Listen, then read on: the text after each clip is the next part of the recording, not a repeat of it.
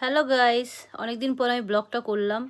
Actually সত্যি বলতে blog করা হয় না, টাইম হয়ে ওঠে না, সময় হয়ে ওঠে না। তো ফাইনালি আমি ঘুরতে গেছিলাম। তোমরা দেখে বুঝতেই পারছো আমি কোথায় ঘুরতে গেছি। এটা হচ্ছে জগন্নাথ মন্দির, দীঘাতে।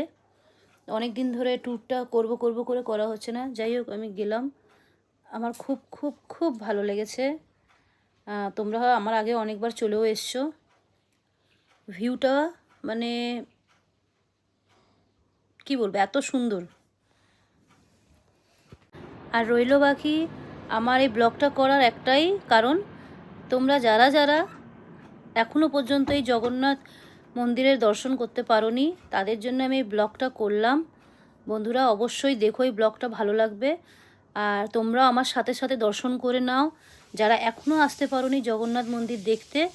তো চেষ্টা করলাম পুরোটা তোমাদেরকে তুলে ধরার এই ব্লগের মাধ্যমে, যাতে তোমরা বুঝতেও পারো, তোমাদের যাতে ভালোও লাগে, সেই জন্যই করলাম। আমার তো অসাধারণ লেগেছে, প্রথম থেকে মানে শেষ অবধি খুব ভালো লেগেছে। তোমরাও সাথে দেখতে থাকো, তোমাদেরও ভালো লাগবে। আর অমাইক অমাইক মানে এত সুন্দর। আর আমি তো বাইরেরটা এখন করছি, ব্লগটা তোমরা দেখছো, কিন্তু চেষ্টা করছিলাম ভেতরেও করার।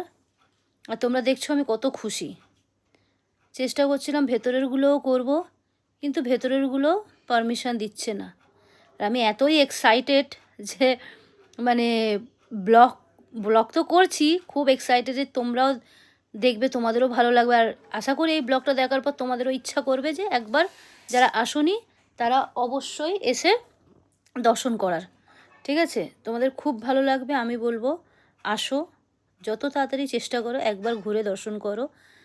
আমার অনেকবার আসা হয়েছে, বাট এই মন্দিরে ঢোকাই হয় না, কোনো না কোনো কারণে দরজা বন্ধ হয়ে যায়, মানে টাইমের মেল খায় না। তো ফাইনালি আমি এসছি। তোমরা বলো এই ব্লগটা দেখে আমি কীরকম করেছি, যদি কিছু মিস্টেক হয়ে থাকে গাইড করো। আমার তো খুব সুন্দর লেগেছে, খুব সুন্দর। দেখতে থাকো বন্ধুরা। আর খুব সুন্দর, মানে খুব বড় জায়গা। মন্দিরটা দর্শন করো, মন্দিরটা কীরকম লাগছে তোমাদের, মন্দিরটা দর্শন করো। এটা হচ্ছে একটা ঠাকুরের মন্দির। এইটাকে বলে কি, কয়েন দিয়ে নমস্কার করতে হয়, কয়েন দিতে হয়, ঠাকুরের কাছে প্রে করতে হয়। তোমার যেটা মনের ইচ্ছা আছে সেটা তুমি প্রে করতে পারো, অসুবিধা নেই। আমি তো খুব ভালো লেগেছে আমার যে এই কয়েন দিয়ে ঠাকুরকে প্রে করা, একটা আলাদাই